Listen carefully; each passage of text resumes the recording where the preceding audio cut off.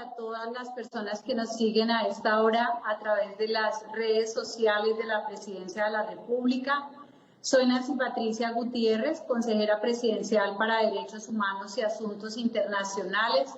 Recordemos que estamos en nuestro programa Juntos lo hacemos posible. Tenemos dos pilares fundamentales: solidaridad y resiliencia.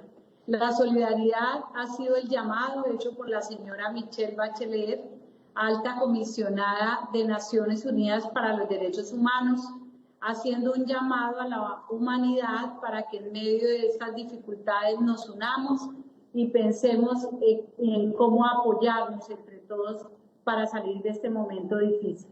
Y la resiliencia es la palabra que usa el presidente Iván Duque para pedirle al pueblo colombiano que hagamos lo que nos caracteriza.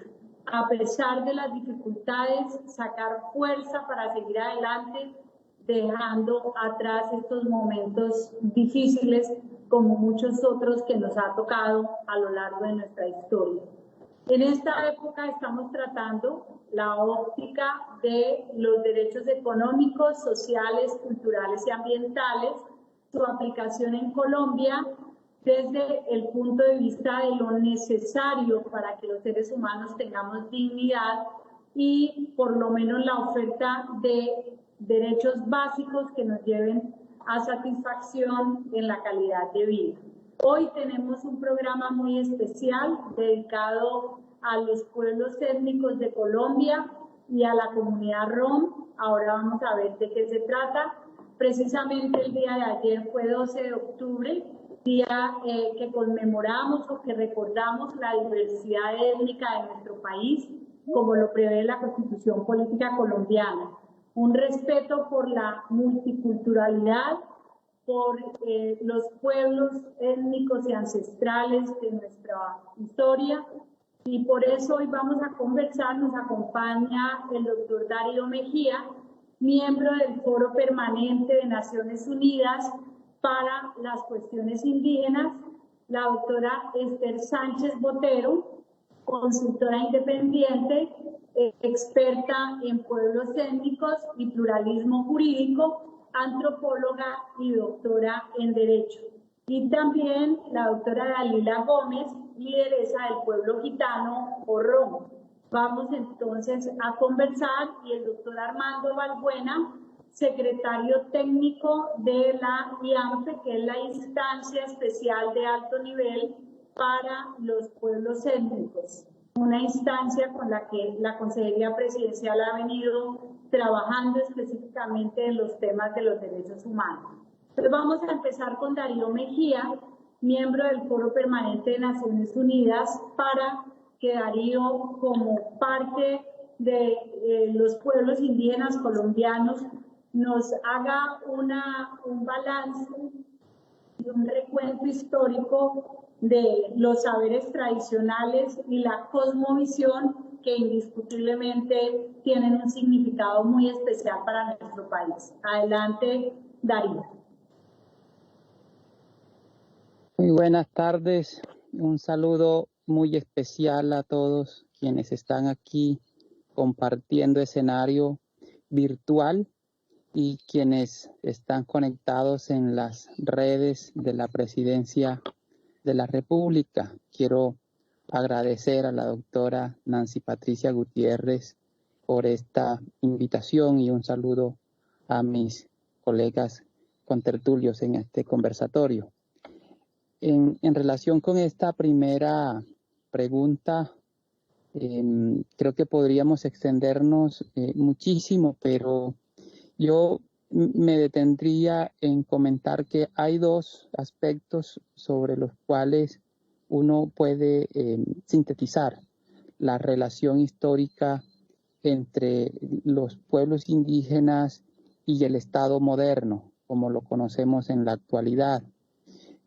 Lo primero es que los pueblos indígenas y étnicos en general estamos en nuestros territorios desde antes de la conformación de las repúblicas, incluso desde antes de la llegada de los procesos colonizadores. Esto marca un elemento sustancial sobre cuál consideramos es el origen de los derechos que nos rige como pueblos. El segundo aspecto tiene que ver con la diversidad de sistemas de valores, de la forma como se asume la relación del hombre con la naturaleza, de la forma como se entiende la cosmovisión de cada pueblo.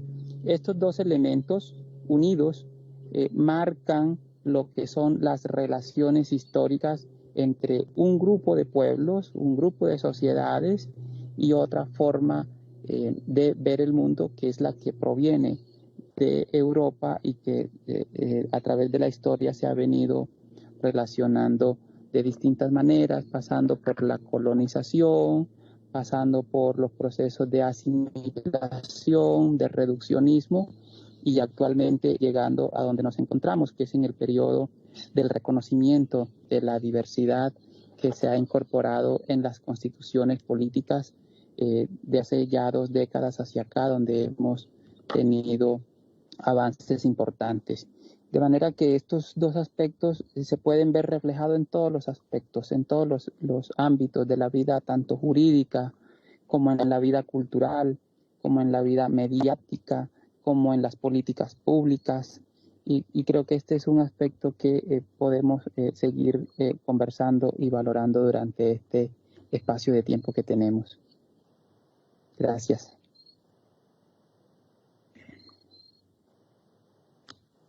Doctor Darío, bueno, la doctora Esther Sánchez es una de las personas que más conocen del marco jurídico de los pueblos étnicos en Colombia, porque además se ha estudiado la evolución que ha tenido el marco jurídico, ha hecho un seguimiento muy especial.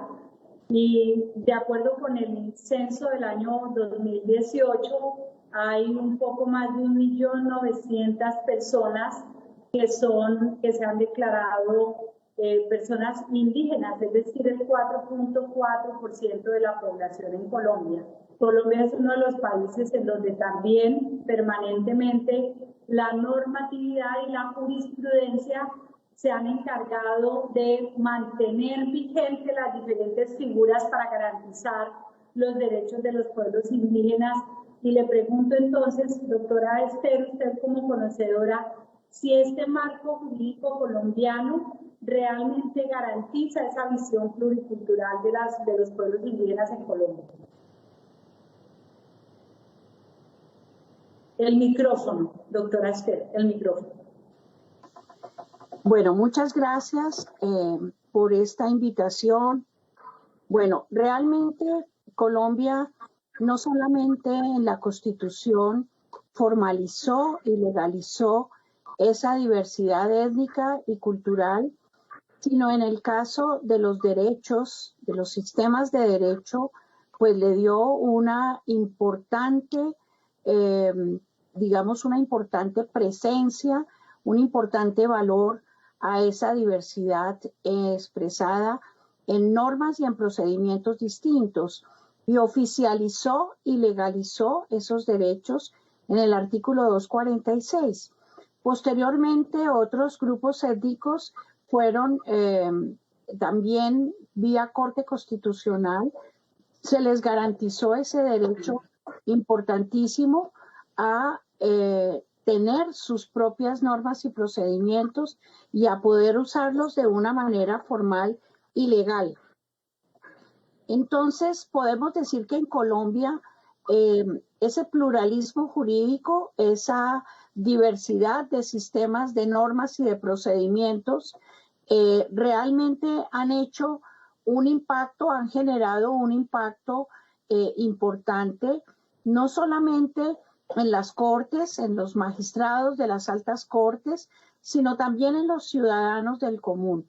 Creo que hoy sabemos más de esos pueblos de Colombia en donde se aplican normas y procedimientos distintos, en donde hay una valoración, como usted bien lo decía, de la dignidad humana que es valiosa de rescatar y de entender esas otras formas de pensar al sujeto transgresor, al sujeto que requiere, digamos, de una orientación, de un cambio en su vida.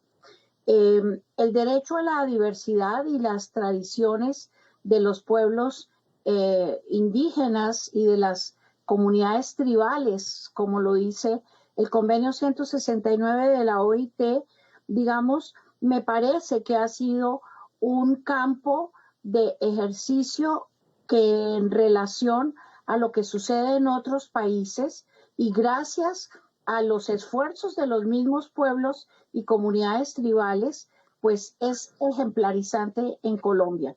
Entonces, comentaría que hay una visión muy importante de los pueblos para proteger derechos humanos, como por ejemplo el derecho a la vida, en un pueblo indígena como el Guayú, que lamento que Armando Balbuena no esté acompañándonos, pero en un pueblo como el Guayú, donde mucha gente anda armada, sin embargo es un lugar en donde los asesinatos son pocos en relación a esa población. Entonces, Colombia es un país distinto a partir de la Constitución y Colombia no solamente hace las cosas bien internamente en este sentido, gracias a las autoridades de los pueblos indígenas, sino que también exportamos sentencias valiosas para otros países que han ayudado a generar en otras partes, digamos, ejemplo y posibilidades tipo lo que ha sucedido en nuestro país. Gracias, doctora Esther. Sí, efectivamente, Armando Balbuena nos acompaña, está aquí con nosotros. Bueno, Armando además es un sabio indígena de la humanidad, declarado así por la UNESCO. Hace parte del pueblo Guayú, estuvo al frente de la concesión Salinas en Manaure y dirige o lidera la instancia de alto nivel para los pueblos étnicos.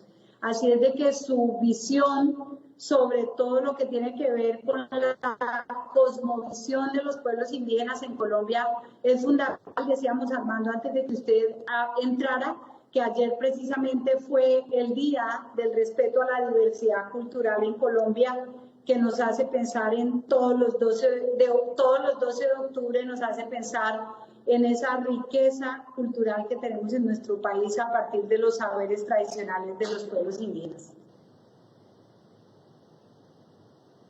Sigue, Armando. Muy buenas tardes. Hay unos avances significativos que se desarrollan después de 1991 y todavía se siguen desarrollando aún más. En este contexto, hay 115 pueblos indígenas. Algunos son nómadas, otros seminómadas y una gran parte es sedentaria, lo cual nos permite entender, comprender el por qué las formas de economía de los nómadas son diferentes al de los sedentarios de las sabanas o sedentarios andinos o sedentarios del desierto.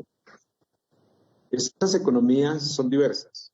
Unas son de recolección, de cacería, de pesca, y otras son de la ganadería y de la pesca en el mar, u otros son sencillamente de la agricultura. Entonces, los sistemas económicos son diversos, de acuerdo al ecosistema donde nosotros estemos.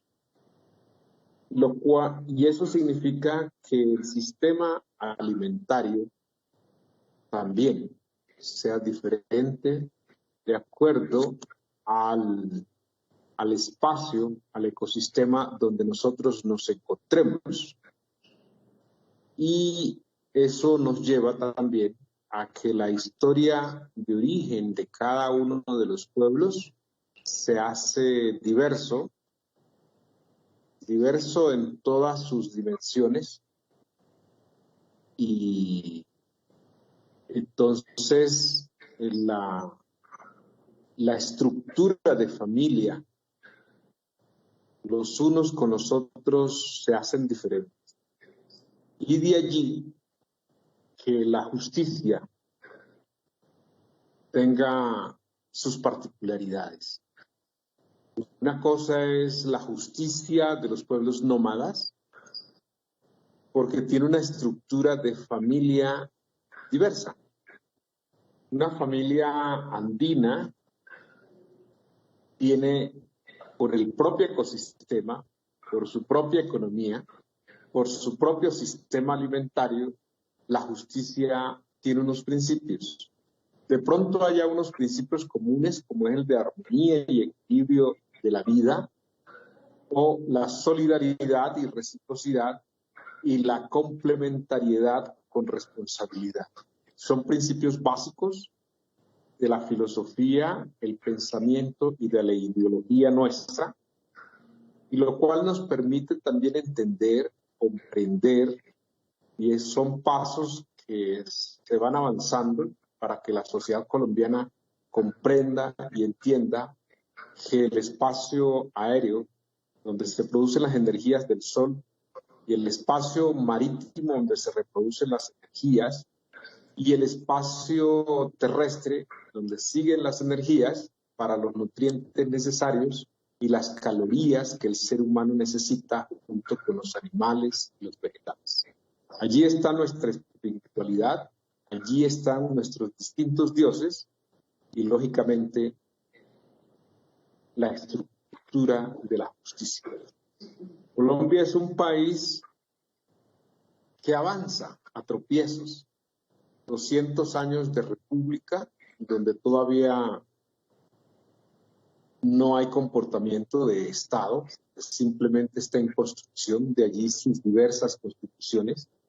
Se avanza lentamente en el reconocimiento de la justicia de los pueblos. Se avanza despacio, pero por lo menos se reconoce. Y entonces en esa diversidad de justicia nosotros nos encontramos. No es fácil despojarnos de toda esa educación recibida del Imperio Católico Hispano entre siglos, o de los avances de la educación católica también de la República, que causa y ha causado estragos en lo nuestro, en la vida nuestra. Porque vivimos en dos principios ideológicos distintos. Uno, el de la República nuestra, que impone las leyes bajo el principio del uso, goce y disfrute de las cosas de manera individual. Y el principio de la vida de los pueblos indígenas, que todo es colectivo, en donde el espacio de la vida para que haya nutrientes, alimentos y el fortalecimiento de la economía y la cultura esté en el espacio vital, aéreo, marítimo y terrestre.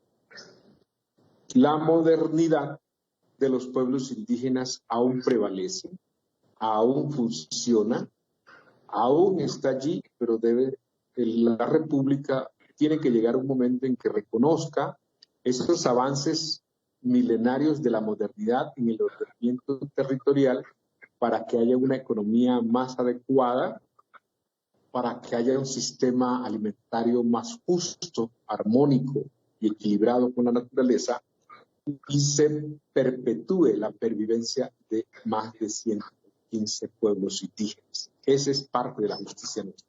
Muchas gracias. Gracias, doctor Armando. Bueno, nos acompaña Ana Dalila Gómez, quien es la coordinadora del proceso organizativo del pueblo rom en Colombia.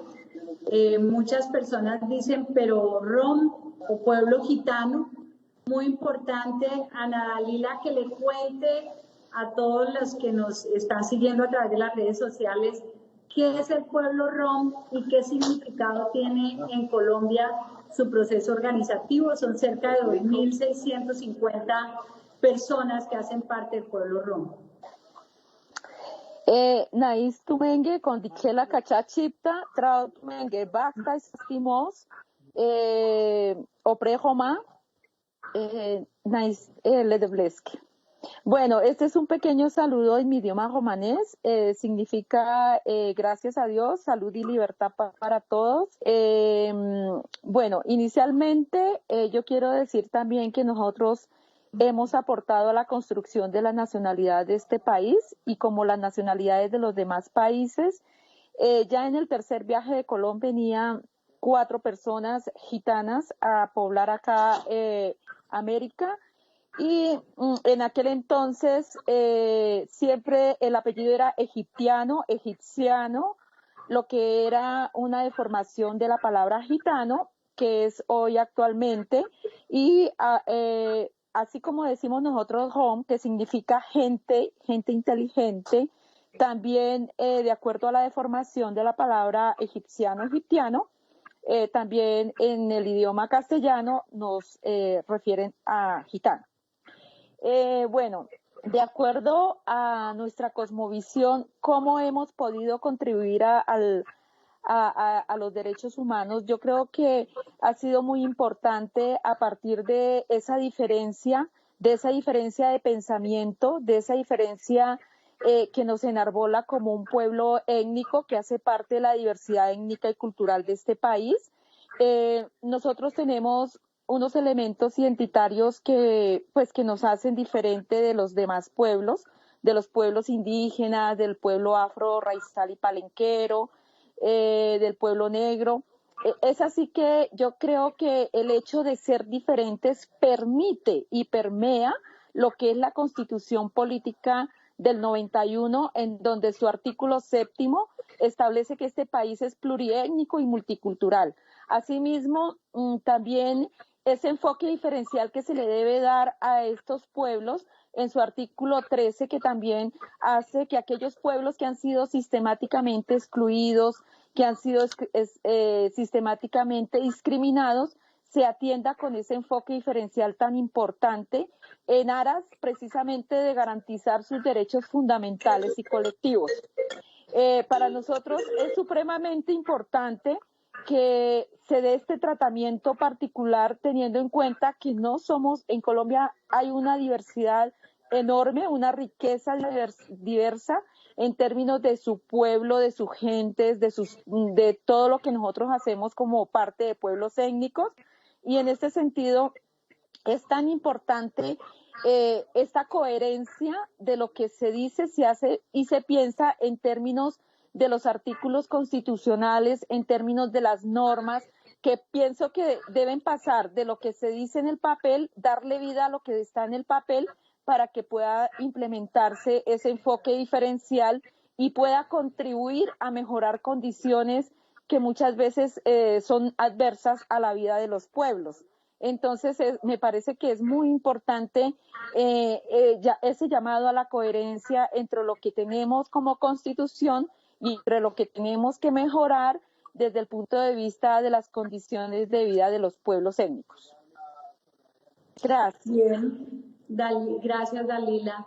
Bueno, a Darío quiero preguntarle o que nos ayude a entender esa evolución que ha tenido en general la humanidad y que podemos hablar de desarrollo, que ha traído pues todo un sistema que gira en torno a la industrialización, a los procesos económicos, y en algunos sectores se ve que choca con esa cosmovisión de los pueblos indígenas.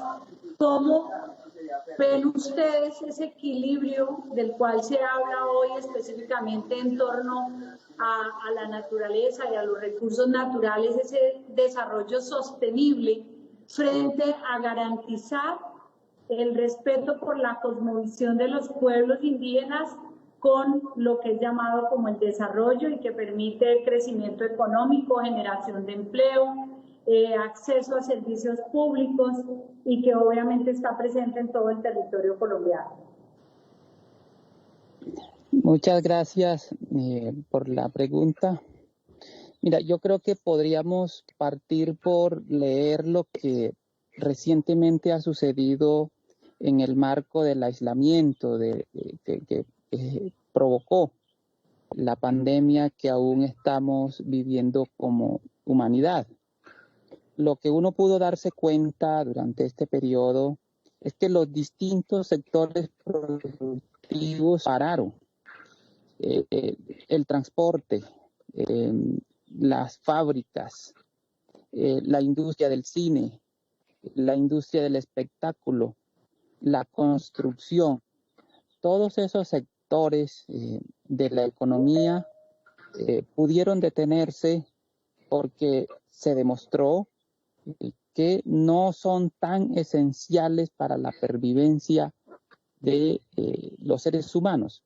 Pero lo que no podía parar, lo que no paró, fue la producción de alimentos y la producción de agua, del oxígeno.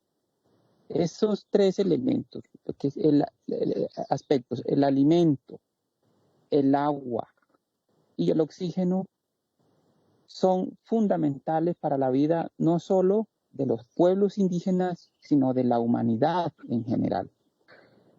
Y cuando nosotros, como pueblos indígenas, le apuntamos a un modelo de desarrollo que respete la vida, que respete la naturaleza, que respete los recursos, no estamos diciendo cosa distinta que esto que está demostrando la misma tierra, la misma madre naturaleza en este periodo, porque lo que se está viendo con la manera como se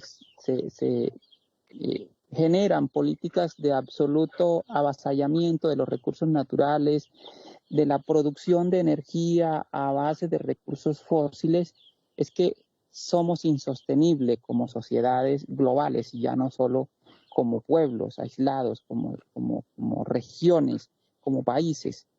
De manera tal que cuando nosotros hablamos de la necesidad de establecer políticas que respeten el territorio, producción de energía alternativa, no necesariamente de la extracción de recursos naturales del territorio, finalmente no le estamos hablando al mundo con un sentido de mezquindad y con un sentido de lo nuestro para nosotros. Por el contrario, es justo hacer más allá del individualismo y hacer una lectura de que la tierra como ser también de derechos, como que porta un espíritu, como que tiene sentidos, como que puede cambiar a través de la historia, puede evolucionar, también está sintiendo los impactos de la huella humana de nosotros como sociedades sobre su propio territorio y sobre su propio vientre. Eso es lo que nosotros podemos decir son los principios, los criterios sobre los cuales vemos la economía global, la economía de nuestros pueblos y la política. De manera que cuando uno reduce esta visión del mundo, esta visión económica de pronto a procedimientos de consulta previa, puede caer, digamos, en el error de instrumentalizar una visión de desarrollo que no es solo para los pueblos, sino para todos, y ahí podemos caer en los errores de volver la relación con los pueblos indígenas un asunto como si fuera partidario, un asunto como si fuera entre lo que siempre hemos estado acostumbrados en la sociedad colombiana, donde nos hemos dividido entre liberales y conservadores, entre centralistas y federalistas, entre capitalistas y socialistas, digamos, visiones que son, por decirlo de alguna manera, momentáneas y que finalmente nos pueden llevar a confusiones en relación con el sentido que le estamos planteando nosotros como pueblos indígenas a la humanidad. Finalmente, recientemente hemos visto cómo esta forma de hacer los planteamientos nos ha llevado a dificultades en el relacionamiento, pues estamos en una sociedad bastante polarizada. Por eso me parece a mí que este tipo de iniciativas, este tipo de encuentros, de diálogo que está generando la Consejería Presidencial son muy oportunos y son muy importantes además que se lleve a las regiones este tipo de diálogos Es muy importante además que lo generemos con mucha frecuencia con los actores que están liderando las distintas posturas, con los industriales, con el sector de la minería, con los sectores incluso de la fuerza pública. Me parece que estos diálogos son muy importantes precisamente para aclarar, para entenderse, porque hay mucho de especulación en la prensa, en las redes sociales. Acabamos de ver artículos sobre lo que está sucediendo en la movilización, muchas interpretaciones, pero creo que este tipo de diálogo que estamos provocando acá son muy importantes precisamente porque la sociedad lo necesita en su conjunto. Gracias. Gracias, Armando. Bueno, no, yo quiero, gracias Darío, yo quiero aprovechar que seguir en el mismo tema con Armando Balbuena, porque ha planteado Darío algo muy importante y es la necesidad de un diálogo, porque si bien Colombia que tiene un sistema democrático y que abre la oportunidad para tener precisamente sobre la mesa las diferentes posturas, ¿usted cree, Armando, que hay la posibilidad en algún momento de tener una convergencia frente a las diferencias que hay en la cosmovisión de la relación del hombre con la naturaleza? Hay lo siguiente. En Colombia vigentes son más de 6 millones de leyes. Este es un país loco, desordenado. 6 millones de leyes vigentes. Absurdo, pero es así. Bien. En Colombia siempre se habla de consulta previa, libre e informada. Las sentencias de los tribunales hablan de sentencia de consulta previa, libre e informada. El término libre e informada, a pesar de ser jurisprudencia, los funcionarios públicos no lo admiten. Y consulta previa, libre e informada es una cosa sencilla del sentido común. Si usted tiene una finca y yo la quiero comprar, pues tengo que decirle a usted, ¿me vende usted la finca? Y usted dirá sí, no. O se establece un diálogo. Eso es consulta previa, libre e informada. Eso está planteado en el Código Civil, que es de 1887. Todavía funciona. Entonces, ¿qué sucede? El convenio 169 de la OIT, o Ley 21 del 91 en Colombia. El funcionario público no admite el preámbulo de esta ley. Y el preámbulo simplemente dice es los derechos económicos, sociales, culturales y además los derechos civiles y políticos. Ajá, ¿y eso qué es? Los DES son sencillamente todas las políticas públicas que al Estado le toca resolver y atender a todos los pueblos, a todos los ciudadanos, sean étnicos, sean indígenas, sean campesinos, simplemente es eso. La política pública en agua, de comunicaciones, vivienda, salud, educación y trabajo. Eso dice el preámbulo del CEPAS. Y además el preámbulo habla de los derechos civiles. Es el ejercicio del dominio de la propiedad para el uso y el goce y el disfrute de lo que es de nosotros. En esos términos, el gobierno, los funcionarios y los medios de comunicación no tienen la voluntad humana, no es política, es un tema humano. de reconocer los derechos de nosotros.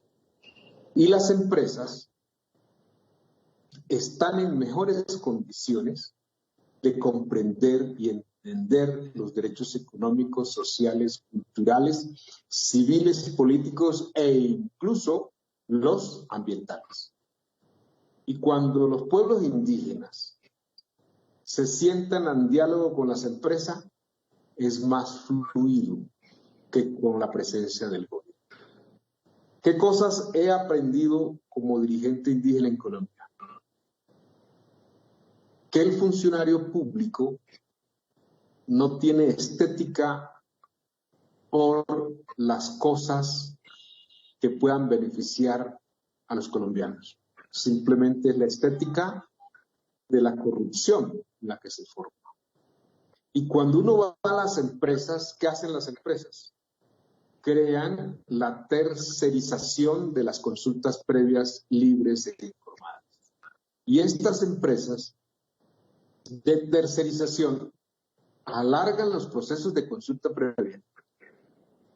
Tienen a su favor que los propietarios de estas tercerizadoras son los propios dueños, los propios funcionarios privados de las empresas, junto con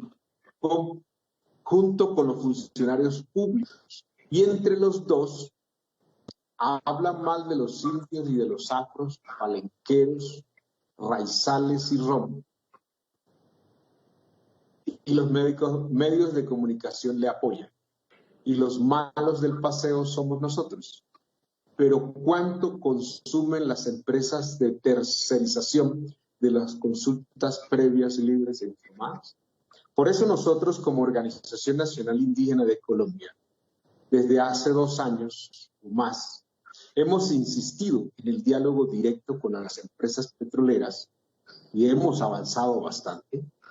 También insistimos en el diálogo con las empresas mineras, con los propietarios directos, y también los avances son significativos.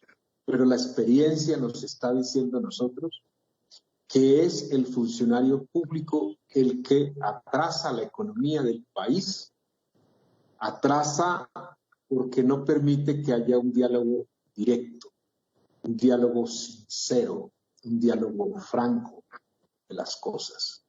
Ahora bien, nosotros decimos, apliquémosle sentido común a las cosas.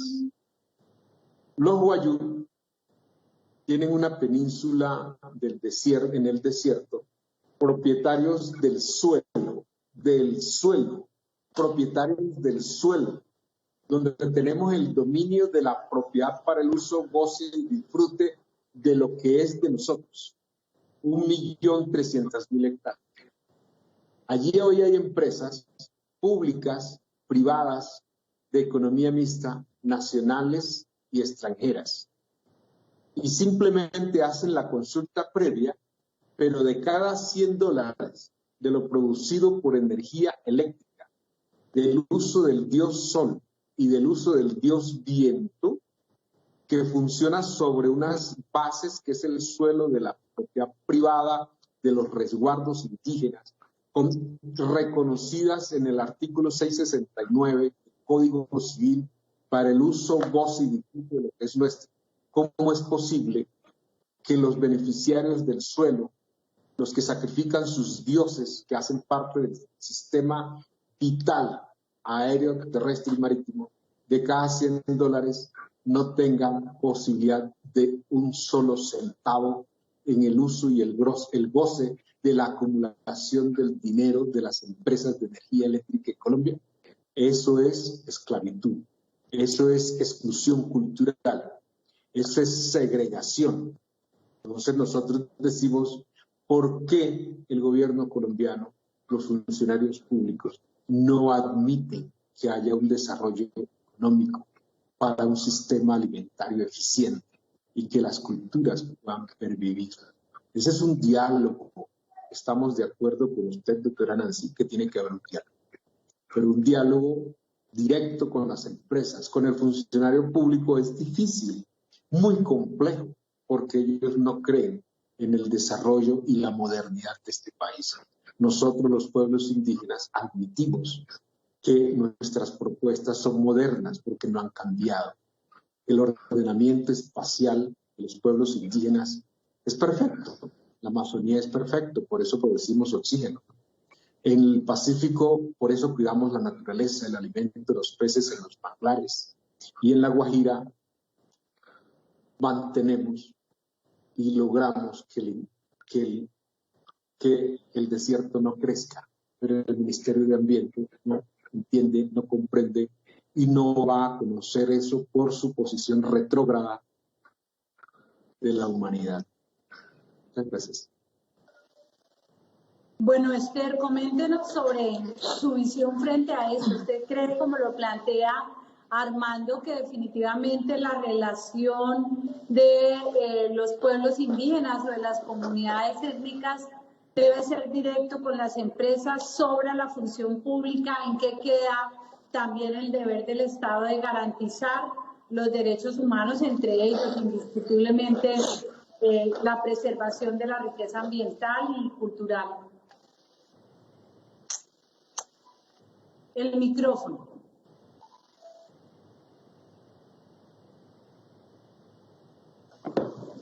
Bueno,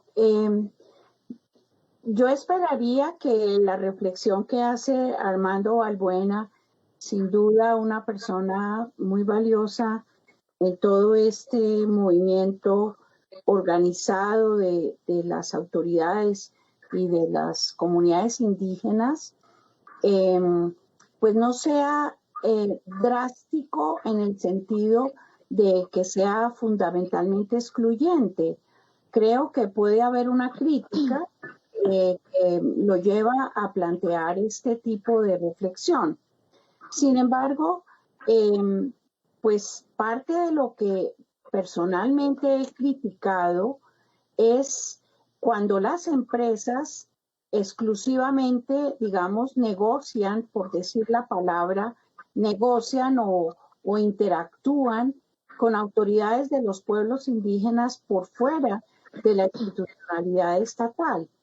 Yo soy una persona que creo en la institucionalidad estatal como un deber ser.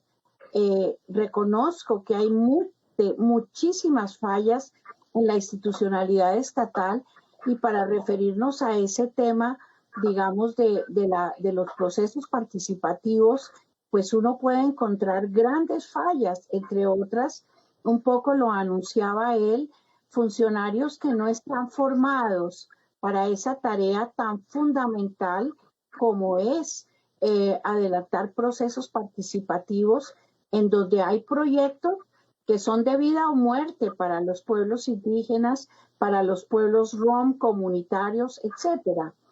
Entonces, pensaría que es muy valioso un diálogo empresa, pueblos indígenas, comunidades étnicas, pero no excluyente de un diálogo precisamente transformador del modo de ser como viene siendo la institucionalidad del Estado, que puede mejorar, que puede efectivamente mirar cuáles son los fundamentos o los elementos que están haciendo ausencia.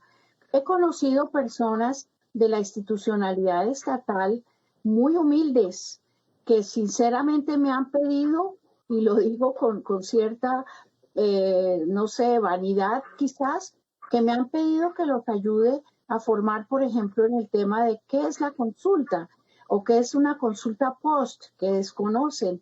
Y creo que más que un procedimiento y más que el seguimiento a un decreto, etcétera, etcétera, son unos fundamentos y unos principios sobre los que significa el derecho a la vida de los pueblos, en función de que en 50 años, con el proyecto petrolero o el proyecto de gas o minero, etcétera, etcétera, sea un pueblo que pueda vivir en 50, en 100 años.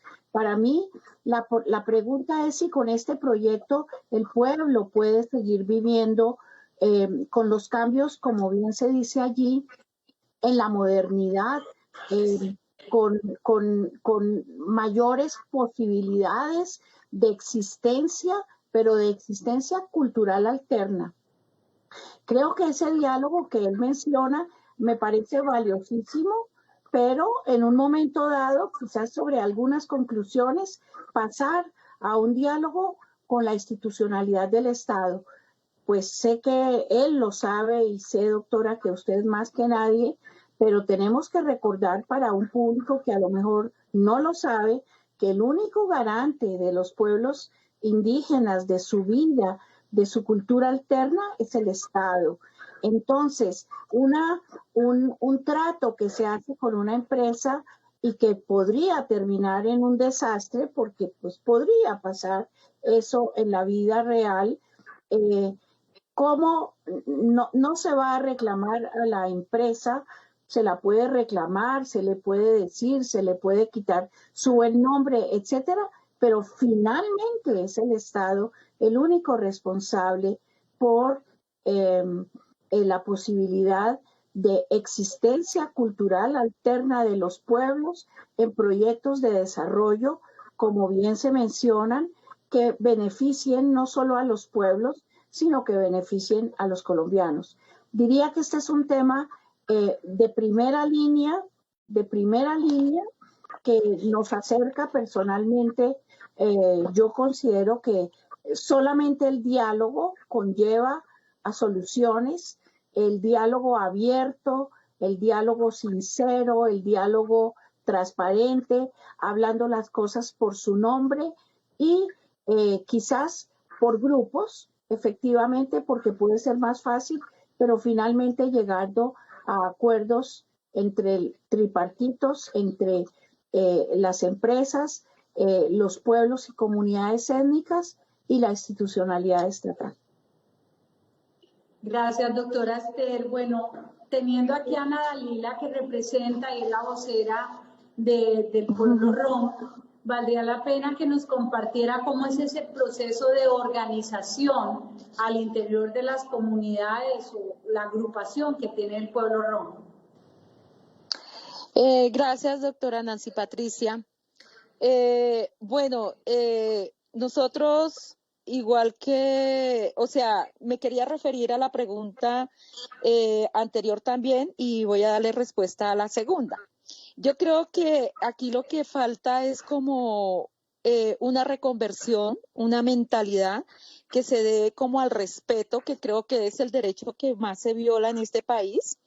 Es decir, puede haber ese diálogo de saberes entre los tres actores, siempre y cuando se tenga en cuenta esos derechos que tienen los pueblos étnicos en la defensa de su territorio, en la defensa de la unidad, en la defensa de lo que es la biodiversidad, en términos de interculturales, ¿sí? Porque lo que hemos hecho a partir de la época colonial, del viaje de Colón, todas estas cosas han sido procesos de resistencia y no hemos tenido como ese proceso intercultural en donde cada uno de los actores permitan ese diálogo de saberes y ese respeto de los unos hacia los otros.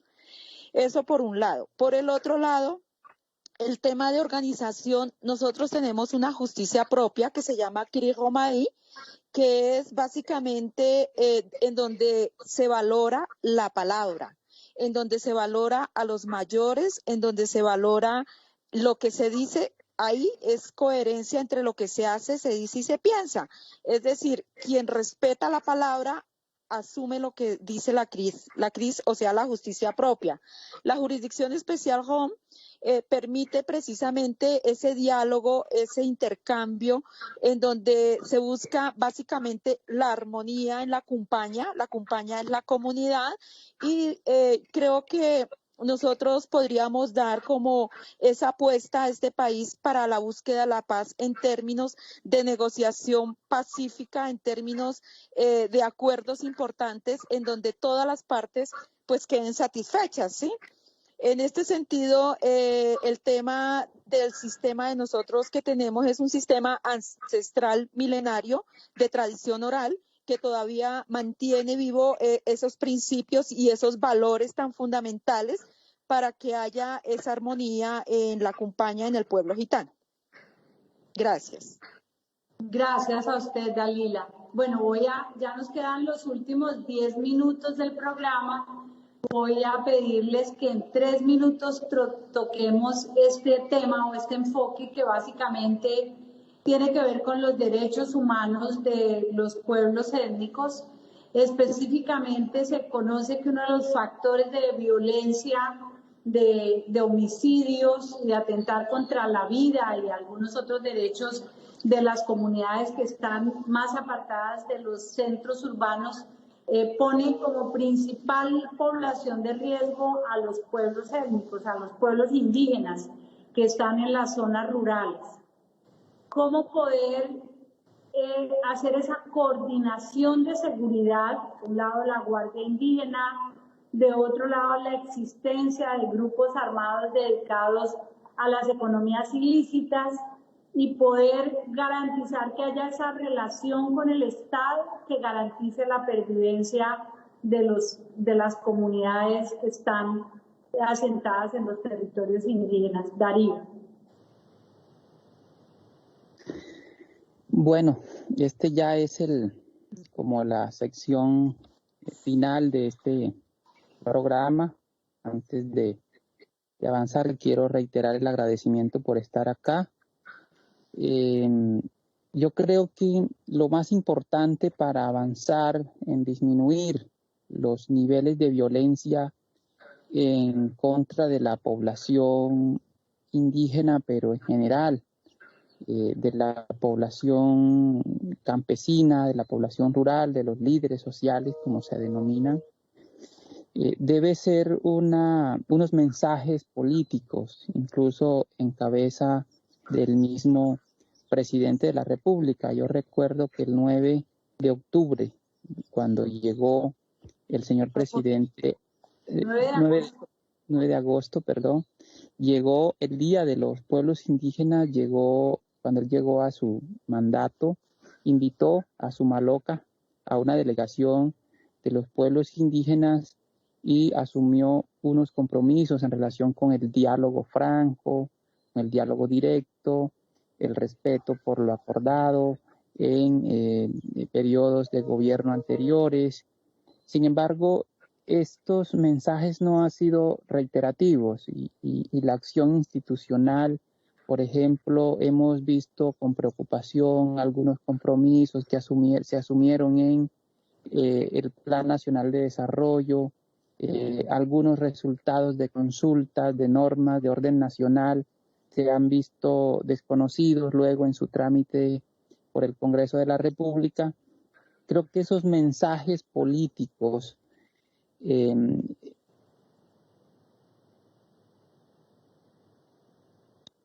si pudiera lanzar una voz a quienes están en el terreno y que muchas veces se creen que son ellos quienes tienen el gobierno. Y creo que por un lado eso sería muy importante. Por otro lado, creo que hace falta que avancemos. Yo sé que estamos en la construcción de un plan de derechos humanos, pero ese plan de derechos humanos debería tener unas acciones urgentes, mucho más articuladas y coordinadas en el territorio. Y yo creo que aquí una articulación con los medios de comunicación es muy importante. Los medios de comunicación en este país juegan un papel fundamental en la creación de imaginarios, en la creación de opiniones, incluso en la naturalización o la validación de algunos hechos antidemocráticos o democráticos. Creo que hay que establecer una alianza muy importante, así como yo digo, el gobierno ha sido bastante estratégico en algunos asuntos mediáticos. Creo que podría también utilizarlo para generar una estrategia de prevención de la violencia en contra de los pueblos. Y bueno, finalmente recordar que el Foro Permanente de las Naciones Unidas en su sesión del año 2019 hizo unas recomendaciones al Estado colombiano en avanzar en la implementación del capítulo étnico que se firmó en el acuerdo final, que no es un acuerdo con las FARC, sino que es un acuerdo con los pueblos, es un acuerdo con la sociedad. Y creo que si tomamos una perspectiva nosotros de las víctimas, como colombianos, yo diría, como colombianos tenemos que asumir que el acuerdo de paz no es un acuerdo con las FARC, es un acuerdo entre nosotros, los colombianos. Y por eso cumplirlo es muy importante y que eso se refleje en las políticas orientadas a los pueblos indígenas, a los grupos étnicos. De nuevo, muchas gracias por su invitación y estamos muy prestos a seguir dialogando en este tipo de plataformas y de escenarios. Gracias, Darío. Yo insisto en la pregunta a Esther Sánchez en el tema de la mediación o ese triángulo que tiene que haber entre la comunidad, el sector privado y el Estado para poder garantizar efectivamente que haya una inclusión real más en un modelo económico como el que tenemos en Colombia. Ese es un modelo que tiene que ver con la institucionalidad. Lamentablemente hay una situación ilegal que se da de grupos armados que precisamente generan una ruptura en esa relación de las comunidades, en este caso estamos hablando de las comunidades étnicas con el Estado, para ellos tratar de imponer su ley en los territorios. ¿Cuál es su visión frente a esa acción conjunta que deben tener efectivamente los pueblos indígenas con el Estado para hacerle frente a los ilegales? El micrófono, doctora. Sí, gracias. ¿Ya lo prendí? ¿Ya está? Bueno, mil gracias. Bueno, hace un par de años, con una entidad, con una ONG que trabaja por la paz y que trabaja en el norte del Cauca, me pidieron una consultoría para examinar el papel de la Unidad Nacional de Protección y el tema de la Guardia Indígena y de las formas culturales de protección que tienen en este caso los NASA.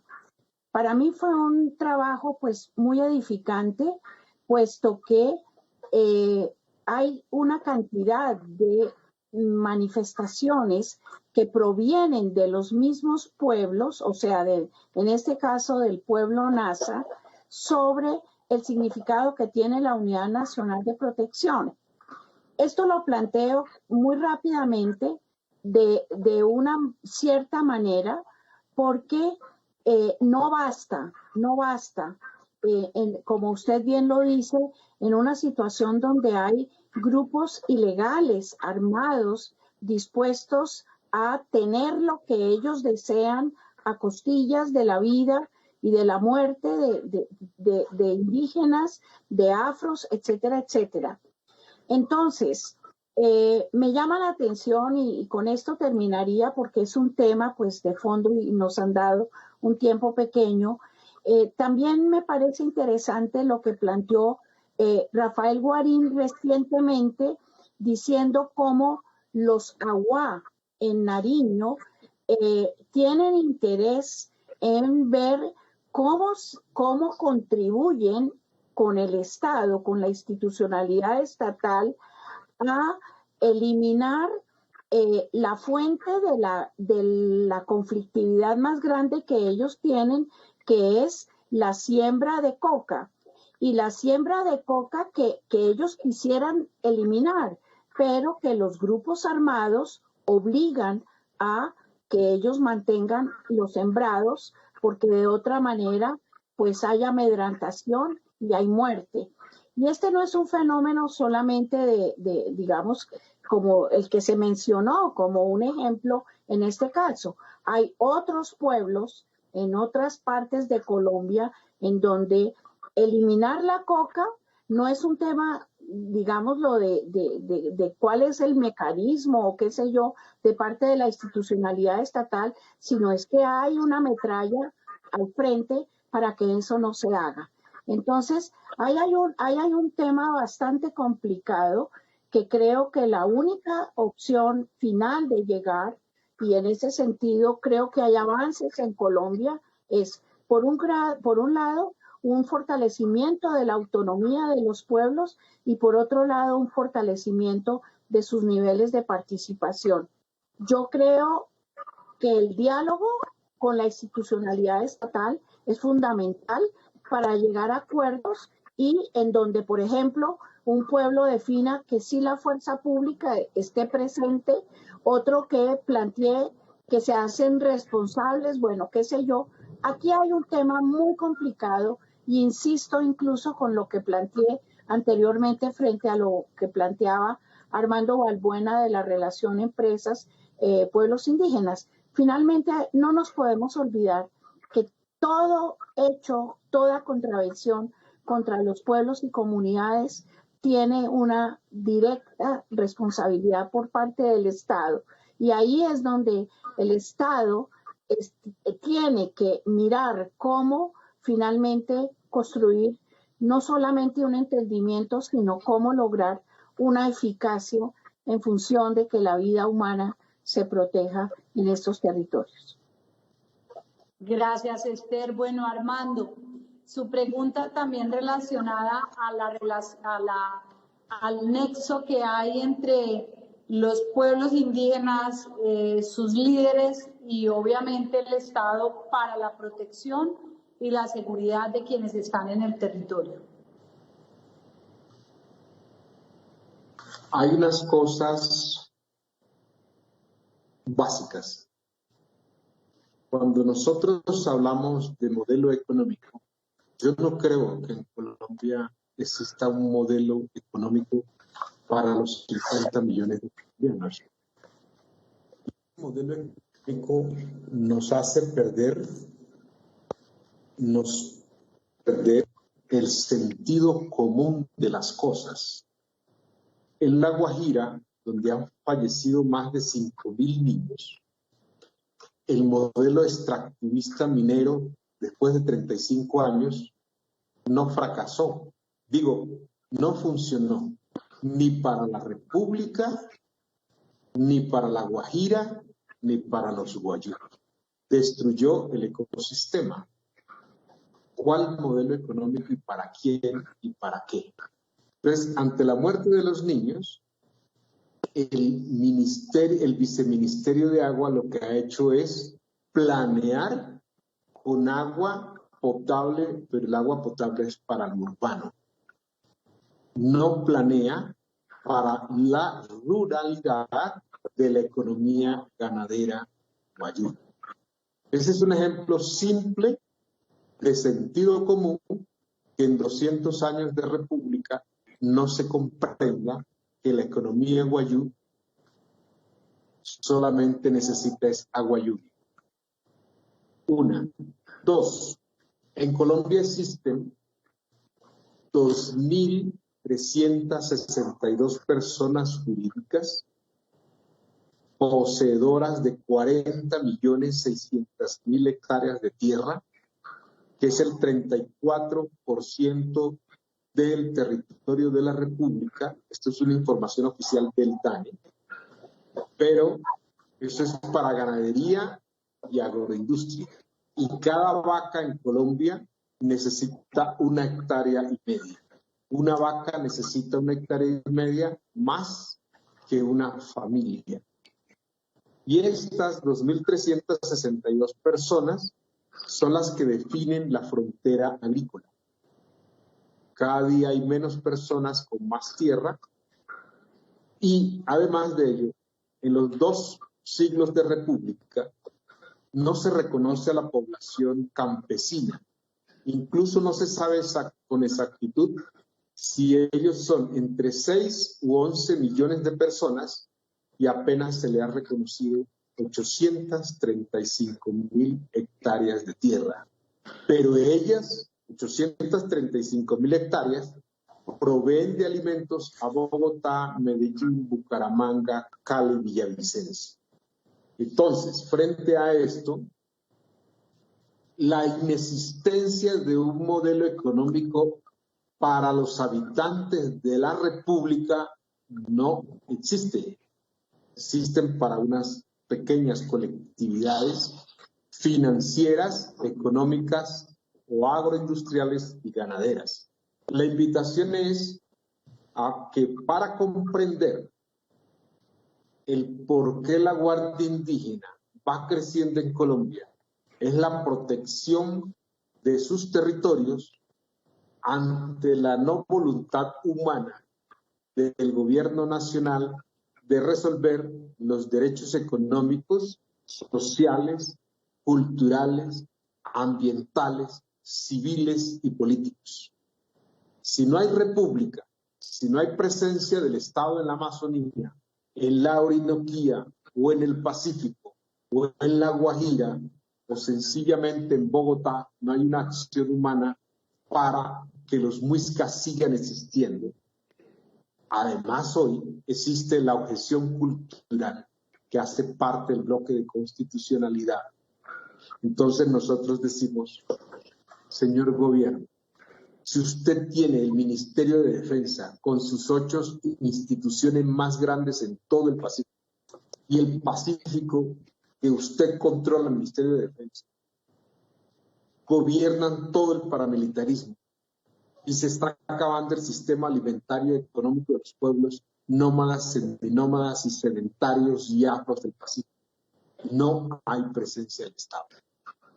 La invitación nuestra es a que el gobierno colombiano debe apoyar más la protección colectiva de los territorios, del espacio vital, no solo nuestro de los pueblos indígenas, sino de los seres humanos de Colombia y de la humanidad. Usted sabe que el cambio climático y las demás cosas de seguridad alimentaria se están desmoronando, y ante esta pandemia, incluso en el mundo no hay infraestructura para atender cuando llegue la vacuna a toda la población, y en Colombia menos, cuando no importa el ser humano, ya que lo que interesa es la mercancía humana que da ganancias a las empresas. Es tan claro que ante la muerte de más de 1.000 personas indígenas de los 115 pueblos que somos nosotros, no ha habido ni siquiera un diálogo para resolver este asunto por parte del Ministerio de la Salud. Eso es violación a los derechos humanos. Muchas gracias. Bueno, creo que nos queda faltando tiempo para varios de los temas que se presentaron aquí. Yo creo que vale la pena seguir en medio de la conversación frente a la garantía de los derechos de los pueblos indígenas. Precisamente tenemos con la IAMPE y con algunos otros interlocutores desde el Gobierno Nacional y desde la Consejería Presidencial de Derechos Humanos unas rutas de trabajo de protección de derechos humanos, de identificación de las principales problemáticas o causas de las amenazas que tienen los pueblos, y entre ellos indiscutiblemente la presencia de estos grupos ilegales en los territorios es parte fundamental. Pero tendremos oportunidad de retomar este tema de derechos humanos. Me han llegado varias preguntas para Dalila frente al tema de los pueblos rom. Voy a tomar una para que en 3 minutos, Dalila, no sé si se nos desconectó. Tal vez sí. Bueno, entonces yo creo que desconectaban a Dalila, que nos faltaba en una intervención. No me resta sino agradecerles a ustedes tres, a Esther, a Armando, a Darío, lo mismo que a Dalila, por la participación en el programa de hoy.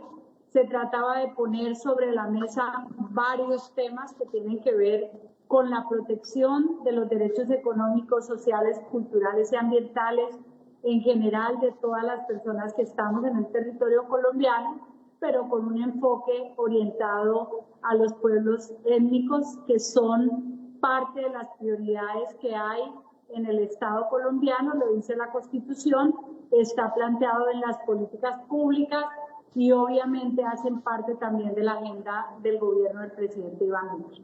Les agradezco mucho y espero que el próximo jueves podamos continuar con un programa más. Juntos lo hacemos posible. Buena tarde para todos. Gracias.